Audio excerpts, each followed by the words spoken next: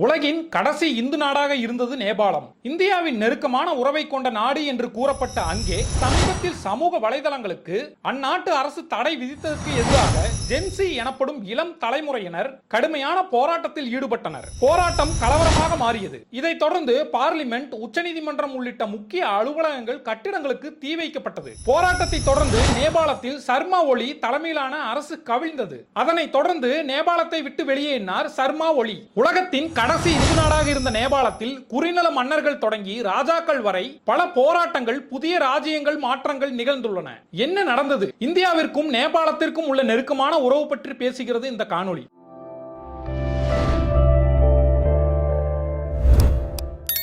புத்தர் பிறந்த நேபாளம் முன்பு இந்தியாவில் தான் இருந்தது. உறைபனி பரவி கிடந்த இப்பகுதியை கிரகதா, லிச்சிவி, மல்லர்கள் என்ற மன்னர்கள் ஆக்கிரமித்திருந்தனர். இந்தியா கூட எப்போதும் ஒரு இந்து நாடாக இருந்ததில்லை. ஆனால் நேபாளம் 2008 வரை ஒரு இந்து நாடாகவே இருந்தது. ஒருங்கிணைந்த நேபாளத்தை உருமாற்றி குறுநில மன்னர்களுக்கு முடிவு கட்டினார் பிருத்திவி நாராயணன் ஷா.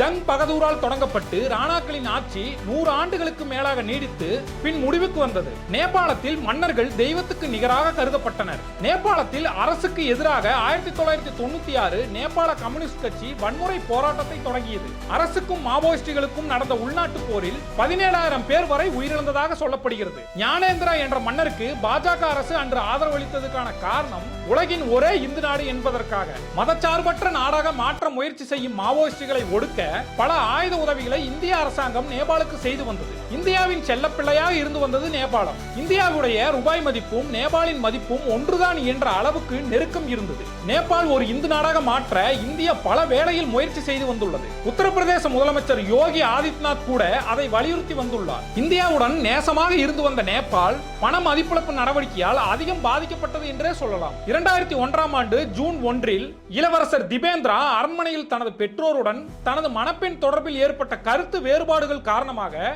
கொலைவெறி ஆடியதில் அவரது பெற்றோர்கள் கொல்லப்பட்டனர். இதனால் மக்களிடையே மன்னராட்சி மீதான நல்லெண்ணம் சிதைந்து போனது. ஜனநாயகம் வேண்டும் என்று மக்களிடையே ஒரு எண்ணம் தோன்றியது. மன்னராட்சியின் அட்டுழியம் நாளுக்கு நாள் அளவுக்கு மீறி நடந்து கொண்டே இருந்தது. மன்னராட்சியை ஒழிக்க மாவோயிஸ்டுகளின் போராட்டம் தொடர்ந்து நடந்து வந்தது.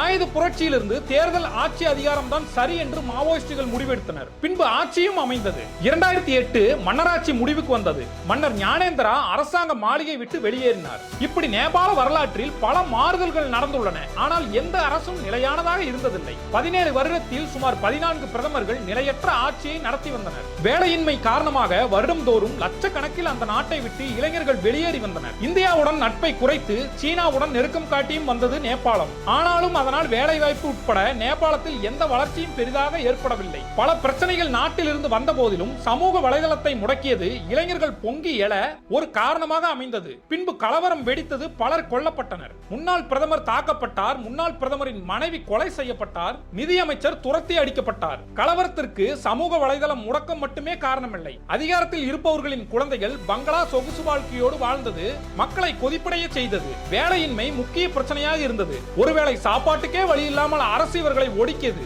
இதுவே அரசுக்கு எதிராக மக்களை கிளர்ச்சி அடைய செய்தது. பர்மா, இலங்கை, பங்களாதேஷ் போன்ற நாடுகளில் வேலை வாய்ப்பின்மை மக்களை அரசு கண்டுகொள்ளாதே அந்த அரசின் வீழ்ச்சிக்கு காரணம் என்று கூட கூறலாம். நேபாளத்தில் நடந்த உச்சகட்ட வன்முறைக்கு முக்கிய காரணம் தலைமை இல்லாத போராட்டம், அனுபவம் இல்லாத இளைஞர்கள். இந்நிலையில் இடைக்கால பிரதமராக உச்சநீதிமன்ற முன்னாள் தலைமை நீதிபதி சுசீலா கார்கி பதவியேற்று இருக்கிறார். இந்தியா இந்த விவகாரத்தில் தலையீடு செய்யப்பட்டதாக சொல்லப்படுகிறது. 2026 நாடாளுமன்ற தேர்தல் நடைபெறும் என்றும் அந்நாட்டு அரசால் கூறப்படுகிறது.